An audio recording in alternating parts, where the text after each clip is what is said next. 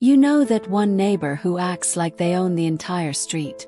The kind who complains if a leaf lands on their lawn or a car dares to park near their driveway. I live next to that guy.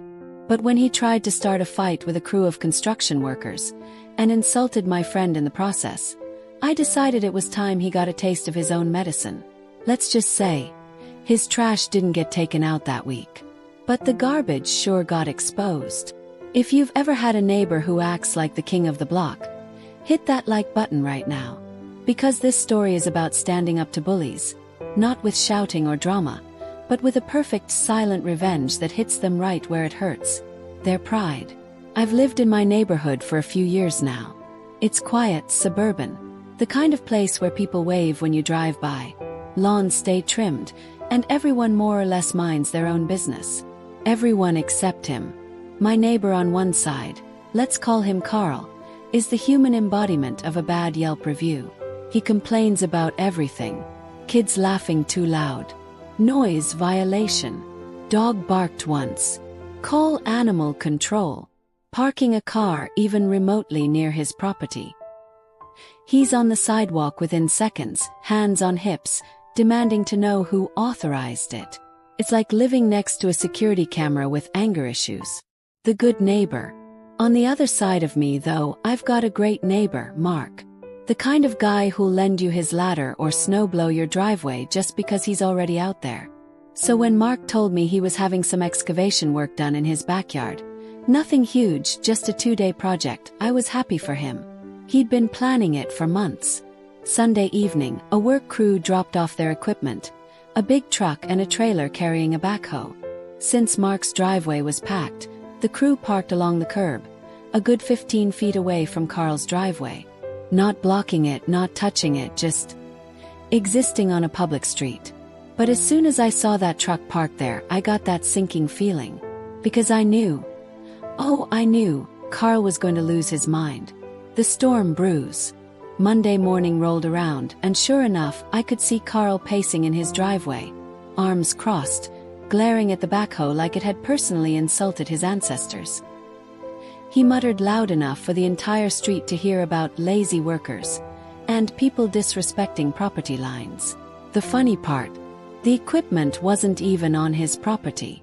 But Carl didn't care. In his mind, that section of curb might as well have been his front yard. For most people, it would have been a minor inconvenience. Temporary thing. But Carl wasn't most people. He was possessed by what I like to call the spirit of the HOA demon. Clash. The next day, the crew came back to finish up the job. It was mid-afternoon, hot, dusty and loud. The workers were wrapping up, shovels clanging, backhoe humming. That's when Carl strutted out of his garage, trash cans in hand. He rolled them right up to the curb, directly in front of the construction truck. So close that the workers wouldn't be able to pull the trailer out without running them over. It wasn't an accident. No. This was calculated pettiness. The kind of move only a truly miserable person comes up with. I watched from my porch, shaking my head. You could practically see the smugness radiating off him. He stood there for a second, admiring his handiwork. 2 garbage bins lined up like soldiers blocking the enemy. Then, as if on cue, he got into his car, backed out, and rolled down his window to yell at the crew. The confrontation. "Hey!" he barked. "When are you guys gonna move that big ugly thing from in front of my house?" The workers, to their credit, stayed professional. One of them, covered in dirt, wiping sweat from his forehead, looked up and said calmly, "We're finishing up now, sir." Carl snorted. "Yeah, well, it's been sitting there for 2 days.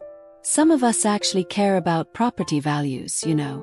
Then he drove off, muttering under his breath about inconsiderate people. The crew exchanged a few looks but said nothing. They were just trying to get their work done. My breaking point. That was it for me. I'd watched Carl throw tantrum after tantrum for years. He'd yelled at kids for riding bikes near his yard, screamed at delivery drivers, even complained to the city about someone's wind chimes. But this was pure spite. Watching those hard-working guys get barked at just for parking on a public street, it made something inside me snap. I walked out of my house, heart pounding, and headed straight toward the workers. Plan. Hey, I said quietly, nodding toward the trash cans. You guys notice how close those are to your truck? The foreman laughed. Yeah, he's making it tough to pull out. Smiled.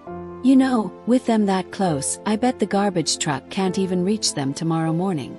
It'd be terrible if those cans got skipped. There was a long pause, and then the foreman's mouth curled into the slowest, most delicious grin. Yeah, he said. Real terrible. He nodded.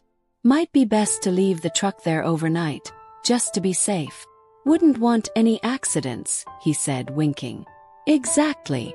The execution. As evening fell, the crew packed up their tools, shut off the backhoe, and left. But the big truck and trailer, still parked there. Carl came home just before sunset, saw it, and right on cue, exploded. I watched from behind my blinds as he stomped around the sidewalk like a toddler denied dessert. He paced back and forth, muttering curses, glaring at the trailer as if sheer hatred could make it disappear. He moved his trash cans an inch closer, then another. He was practically touching the bumper with them, like that would somehow intimidate an inanimate object. The best part. Garbage pickup was at 7 a.m. sharp, and that truck wasn't going anywhere. To pay off. The next morning I was up early, coffee in hand, blinds barely cracked open like a spy on a mission. Right on schedule, the garbage truck rumbled down the street. It stopped in front of Carl's house, the mechanical arm extending toward the bins, and then stopping short. The driver honked twice, looked out the window, shook his head, and drove on. Just like that, Carl's trash day was cancelled. From my kitchen, I could practically hear his soul leaving his body. 10 minutes later, there he was. Robe, slippers, pure rage. He dragged those heavy bins back up the driveway, shouting something about stupid city workers and lazy idiots. The irony was delicious. The aftermath. Later that afternoon, the crew came back to finally move their truck. I stepped outside, keeping a straight face. Everything go okay this morning? Yes. The foreman grinned. Oh yeah, perfectly fine. Guess someone's trash didn't make it out. Smirk. Hate when that happens. Carl stood on his porch watching, arms crossed, seething in silence as the truck finally pulled away. His bins. Still full. Overflowing, actually. And the best part. The next trash pickup wasn't for another week. For the rest of the day, he avoided eye contact with everyone. The king of the block had been dethroned by his own arrogance. Sometimes revenge doesn't need fireworks or confrontation. Sometimes it's just a small, well-timed reminder that the world doesn't revolve around one person, no matter how loud they honk or how far they push their trash cans.